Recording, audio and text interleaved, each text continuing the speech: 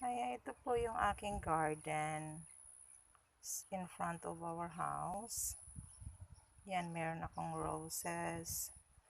Meron akong daisy. Tapos merong, ewan ko anong gulay yan.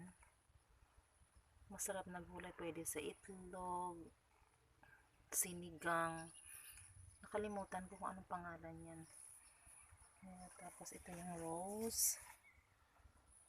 Yan. Marami na siyang weeds or grasses. So, kailangan kong linisin, tanggalin yung mga ano na yan, mga maliliit na mga damo-damo. Yan. Yung isa, tulip yan, namatay sa sobrang lamig at saka tubig. Yan, may daisy pa riyan. Ayan, na-survive yan ng taglamig. Tapos ito yung rose namin na binili rin sa store. Maganda rin ito. Orange ang kanyang kulay. But sa ngayon wala na siyang bulaklak. Natapos na. Kaya kailangan ko siyang linisin. Tingnan mo. Ang dami-dami ng mga damo na kailangan tanggalin. Walang time. Kaya yan, bigyan ko siyang time para linisin. Yan, tapos ito yung rosal.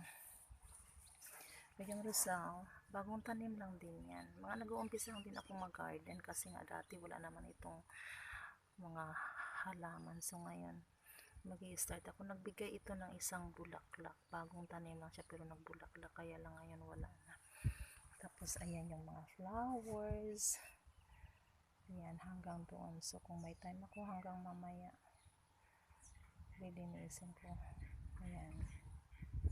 Maganda ng aming labas ng bahay kasi may mga halaman na.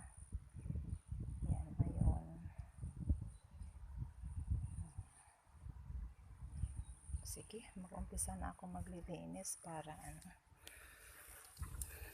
makadami. Ayan.